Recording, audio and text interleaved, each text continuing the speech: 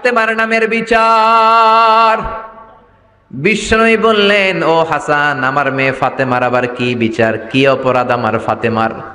আর আগে একটা বিচার করে দেন, বিচার। আপনি তো আহকামুল হাকিমিন, সবচাইতে বড় বিচারকের সবচাইতে বড় নবী, ইনসাফওয়ালা নবী। আপনার কাছে বিচার দিয়ে কেউ কোনোদিন বিচারে ঠকে নাই, ঠিক কি না? আপনি একটা বিচার করেন। বিশ্বনবী বললেন, কিসের বিচার? হাসান বলে, নানাজি, আপনার মেয়ের নামের বিচার, ফাতেমার নামের বিচার। বিশ্বনবী বললেন, ও হাসান, আমার মেয়ে ফাতেমার আবার কি বিচার, কি অপরাধ আমার ফাতেমার? বিশ্বনবী মসজিদে নববীতে জোহরের নামাজ পড়ে হাসান হুসাইনকে দেখতে গেলেন। যে দেখে ফাতেমা রান্না করে। আসলে কি রান্না করে? চুলার মধ্যে পাতিল দিয়ে পানি গরম করে আর হাসান হুসাইনকে বুঝ দেয়, ঠিক কিনা? বিশ্বনবীর পায়ের আওয়াজ শুনে ঘুমন্ত হাসান আর হুসাইন জেগে গেল। দৌড়ে এসে নানাজিকে ঝাপটে ধরে ডেকে বলে, নানাজি, গতকাল কেন দেখতে আসলেন না? আজকে দুপুর হয়ে গেল, বিকেল হয়ে যাচ্ছে, এখন বুঝি আপনি দেখতে আসার সময় হলো? বিশ্বনবী বললেন, হাসান হুসাইন, এই তো এইমাত্র জোহরের নামাজ পড়ে আসলাম, তোমাদের খোঁজ খবর নিতে এসেছি। হাসান আর হুসাইন বলল, কি খোঁজ খবর নিবেন? খোঁজ খবর নেওয়ার আগে একটা বিচার করে দেন, বিচার। আপনি তো আহকামুল হাকিমিন, সবচাইতে বড় বিচারকের সবচাইতে বড় নবী, ইনসাফওয়ালা নবী। আপনার কাছে বিচার দিয়ে কেউ কোনোদিন বিচারে ঠকে নাই, ঠিক কি না? আপনি একটা বিচার করেন। বিশ্বনবী বললেন, কিসের বিচার? হাসান বলে, নানাজি, আপনার মেয়ের নামের বিচার, ফাতেমার নামের বিচার। বিশ্বনবী বললেন, ও হাসান, আমার মেয়ে ফাতেমার আবার কি বিচার, কি অপরাধ আমার ফাতেমার? হাসান হুসাইন চোখের পানি ছেড়ে দিয়ে ডেকে বলে, নানাজি, আপনার মেয়ে আমাদেরকে খাবার দেয় না কেন? খাবার দেয় না কেন? বিচার দিলাম, গতকাল সারাদিন বলেছে রাত্রিবেলা খাবার দিবে, রাতে খাবার দেয় নাই। আমাদেরকে বলেছে তোমরা ঘুমিয়ে যাও, আমি রান্না করি, সকালে দিব। ঘুমায় গেলাম, সকালবেলায় খাবার চাইলাম, আপনার মেয়ে ফাতেমা তখন আমাদেরকে খাবার দেয় না। দাদা, আমরা ছোট্ট দুইটা মানুষ ক্ষুধার জ্বালায় বেহুশ হয়ে যাই, আর সহ্য করতে পারি না, আপনার মেয়ে খাবার দেয় না। দুপুর হয়ে গেল, দুইজনে কান্নাকাটি করি, আপনার মেয়ে এখন পর্যন্ত আমাদেরকে খাবার দেয় নাই।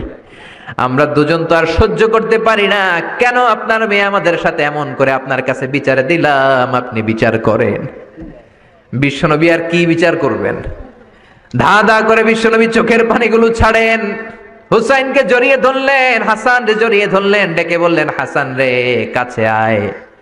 বিশ্বনবী শাম দেশের জুব্বা পড়তেন, শাম দেশের জুব্বাটা উপরের দিকে উঠালেন, হাসান রে দেখালেন, এই তো দেখ, তোর নানার পেটের মধ্যে 3টা পাথর বাঁধা। একদিন না খেয়ে থাকার কারণে তোদের পেটে এত জ্বালা, এত কষ্ট। আমি বিশ্বনবীর পেটে গত 3 দিন যাবত কোনো দানা পানি পড়ে নাই। আমি বিশ্বনবী তো না খেয়ে আছি রে হাসান, আমি তো 3 দিন না খেয়ে আছি, আমার পেটেও তো কিছু নাই। নানাও কাঁদলেন, নাতিও কাঁদলেন, পুরো পৃথিবীও কাঁদলো, ঠিক কি না?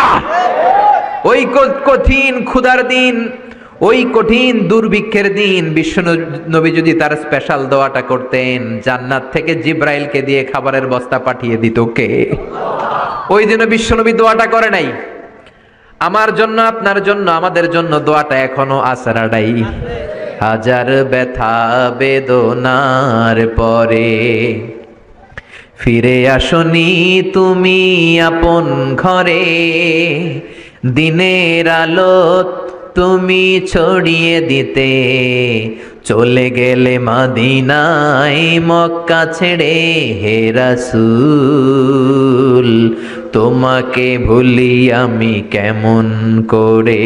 হে রাসূল, তোমাকে ভুলি আমি কেমন করে? খেয়ে না খেয়ে দিন প্রচারের কাজে নিজেকে দিয়েছ বিলিয়ে, তায়েফের কাফিরেরা চিনল না সে আলো, দুষ্ট ছেলেদের পিছু দিল লেলিয়ে। পাথরের আঘাতে ক্ষত বিক্ষত হয়ে সারা শরীর থেকে রক্ত ঝরে। হে রাসূল তোমাকে ভুলি আমি কেমন করে, হে রাসূল তোমাকে ভুলি আমি কেমন করে। পড়েন আল্লাহু আকবার। কি দিল দরিয়া নবী ছিল, নিজের বিপদের কথা ভুলে গিয়ে, নাতির বিপদের কথা ভুলে গিয়ে, ফ্যামিলির কথা ভুলে গিয়ে উম্মতের জন্য কেঁদেছে, ঠিক কি না? গোটা বিশ্বের জন্য শিক্ষা এনেছে, সভ্যতা এনেছে, আমাদেরকে ভদ্রতা শিখিয়েছে। আর ওই নবীরে গালি দেয় এরকম কিছু ব্লগার বাংলার জমিনে আছে না নাই? তারা মানুষ নাকি শয়তান? এগুলো পিতৃ পরিচয়হীন জারদ সন্তান, জোরে বলেন ঠিক কিনা? দুই জায়গায় কেউ যদি আমাদেরকে ইনসাল্ট করে আমরা সহ্য করতে পারি না। এক হচ্ছে কোরআন, কোরআনকে নিয়ে গালি দিলে আমাদের কলিজায় আগুন আছে না নাই? বিশ্বনবীরে গালি দিলে কলিজায় আগুন ধরে যায়, যদি না ধরে যায় তুমি মুমিন নও, তুমি মুনাফিক। চিল্লা এখন ঠিক কিনা? বিশ্বনবীরে গালি দিলে কলিজায় আগুন লাগে, কলিজায় আগুন লাগে মুসলমান। কার কার লাগে? দু হাত উঁচু করে আল্লাহর দেখা। লিল্লাহি তাকবীর, লিল্লাহি তাকবীর, লিল্লাহি তাকবীর। আল্লাহ আমাদের হাতগুলোকে কবুল করে নেক, আমরা পড়ি আমিন। আর জোরে পড়েন আমিন। এজন্য বিশ্বনবীর সুন্নাহ আমাদের আসল সম্বল। বিশ্বনবী যে শিক্ষা আমাদের কাছে রেখে গিয়েছেন সেটাই সম্বল, ঠিক কিনা? বিশ্বনবীর আগের গুনাহ মাফ, পরের গুনাহ মাফ, তারপরেও তিনি আল্লাহর কাছে যখন দোয়া করতেন ছোট্ট বাচ্চার মতো হাউ মাউ করে কেঁদে দোয়া করতেন। আমরা করি? আমাদের কান্না সেই না? এত পাষাণ আমাদের হৃদয়, এত আধুনিকতার মধ্য দিয়ে আমরা সময় কাটাচ্ছি। সোশ্যাল মিডিয়ার ভেতরে আমাদের এত সময় দেয়া হয়। এই সোশ্যাল মিডিয়া আমাদেরকে ঘুমাতে দেয় না, আমাদেরকে স্বাভাবিকভাবে চলতে দেয় না, আমাদের অন্তরটাকে নরম হতে দেয় না, ঠিক কি না? আমাদের কান্না আসে না, আমাদের হৃদয় পাষাণ হয়ে গেছে, আমাদের হৃদয় নরম হয় না। অন্যের দুঃখে আমরা দুঃখ পাই না, অন্যের দুঃখে যারা দুঃখ পায় না তারা মানুষ হতে পারে না, ঠিক কিনা? ছাগলের পেট থেকে বেরোলে ওইটারে আমরা বলি ছাগল, গরুর পেট থেকে বেরোলে আমরা ডাকি গরু, মুরগির পেট থেকে বেরোলেই সেটা মুরগি হয়ে যায়।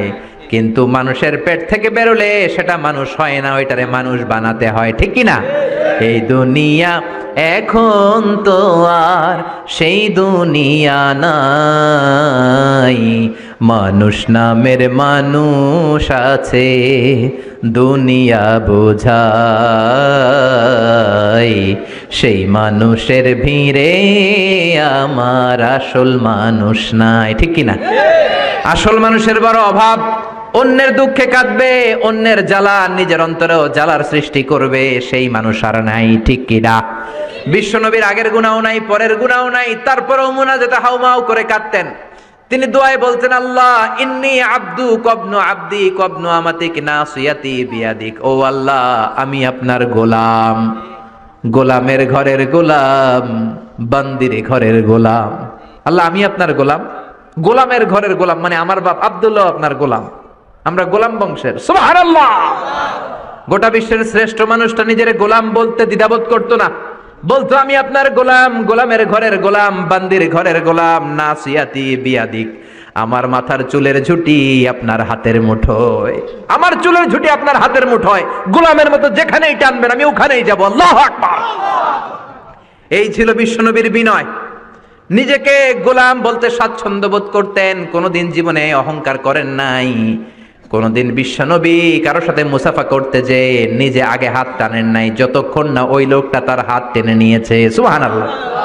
আর বিশ্বনবীর হাত ছিল আলিয়ানু মিনাদ দিবাজ, রেশমের কাপড়ের চেয়েও নরম। সিল্ক চিনেন? সিল্ক, সিল্কের কাপড়ের চেয়ে বিশ্বনবীর হাত ছিল নরম।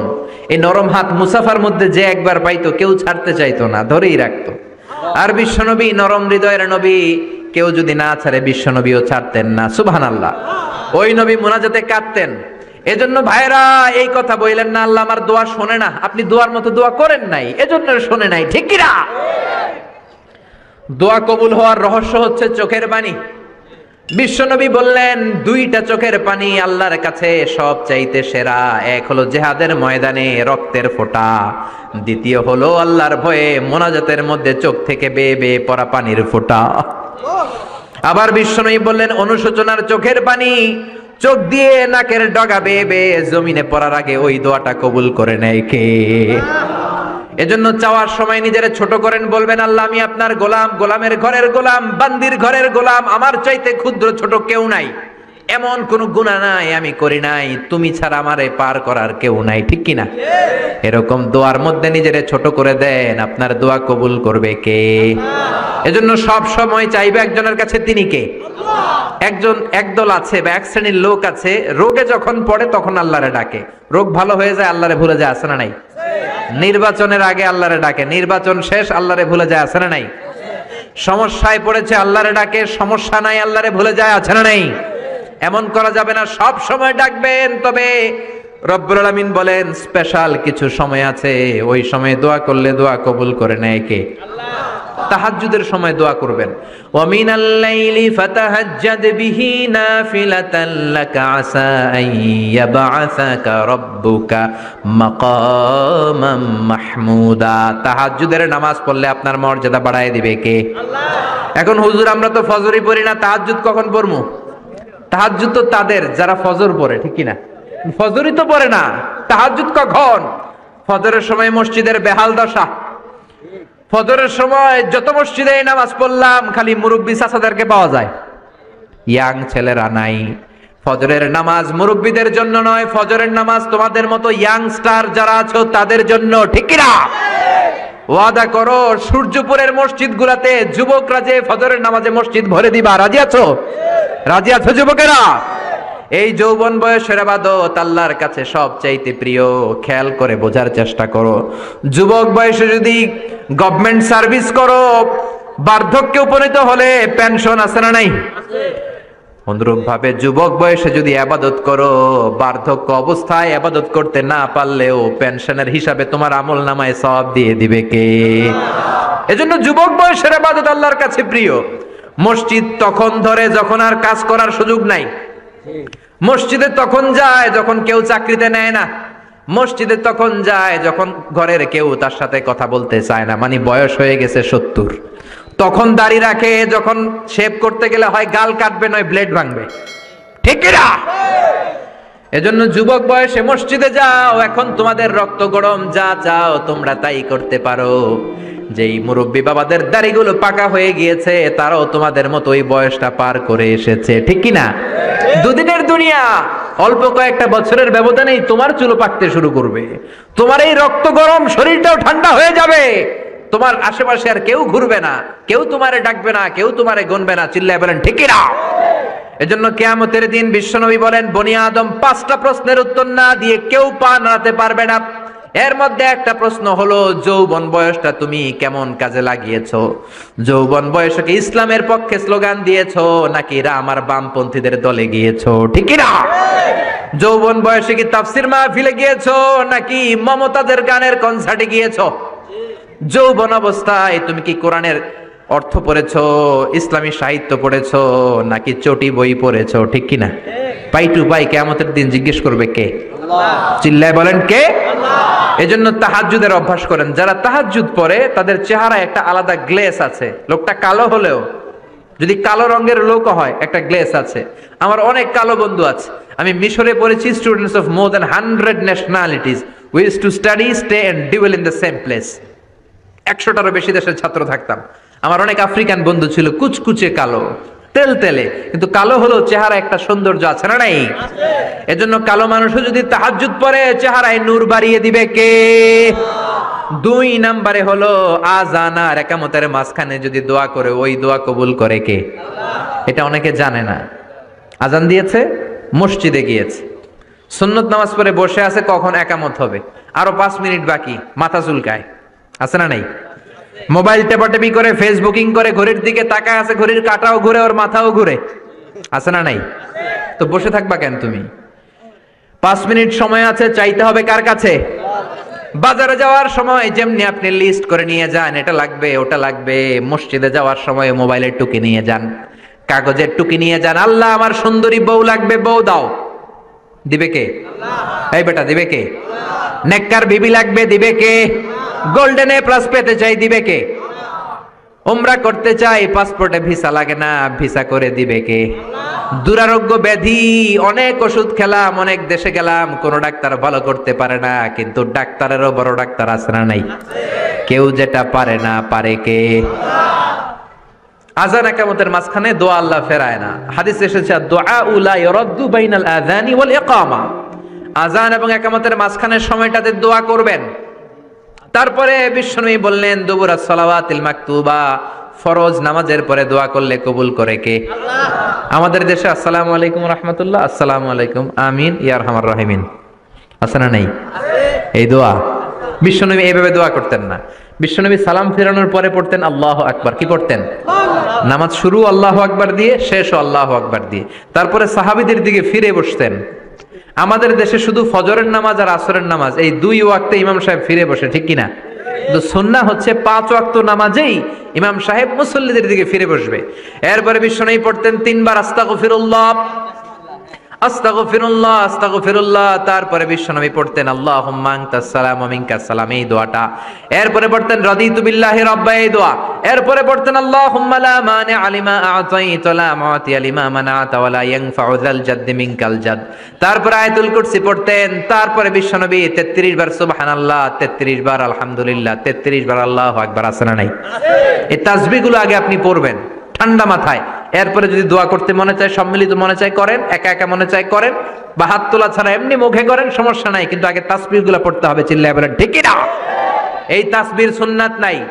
মানুষগুলো এত অস্থির, সালামের পরে কখন বেরোবে, কখন বেরোবে, মনে হয় পাবলিক টয়লেটে ঢুকছে, ঠিক কি না? পাবলিক টয়লেট হচ্ছে এমন জায়গা যে পাবলিক টয়লেটের ভিতরে আছে ও বের হওয়ার জন্য ছটফট করে, আর যে বাইরে সিরিয়াল ধরে আছে ও ঢোকার জন্য ছটফট করে, ঠিক কি না? মনে হয় পাবলিক টয়লেটে এসেছে, মসজিদে ঢুকেছো আল্লাহুম্মা বলে তুমি ঢুকে গেলা আল্লাহর নাম নিয়ে। যখন মসজিদে ঢুকে গেলা, তোমার মাথার উপরে রহমত ঢালছে কে? মসজিদ হচ্ছে রহমতের জায়গা। সালাম ফেরানোর পরে তাসবিহ পড়েন, তারপরে আপনি দোয়া করেন। এজন্য সালাম ফেরানোর পরে দোয়া কবুল করে কে? আল্লাহ। এরপরে বিশ্বনবী বললেন ইনদা নুজুলিল মাতার, আকাশ থেকে যখন বৃষ্টি নামে, ওই বৃষ্টি নামার সময় যদি দোয়া করেন, দোয়া কবুল করে কে? আল্লাহ। আর দুআউ লা ইরাদ্দু তাহতাল মাতার, তুফান ওই বৃষ্টি না, ভ্যাপসা একটা গরম, এই গরমটাকে দূরে সরিয়ে দেওয়ার জন্য একটা ঝিরিঝিরি ঝিরিঝিরি বৃষ্টি পড়ে। ওই বৃষ্টির নিচে দাঁড়িয়ে বৃষ্টির পানি নিয়ে দোয়া করলে কবুল করে কে? আল্লাহ।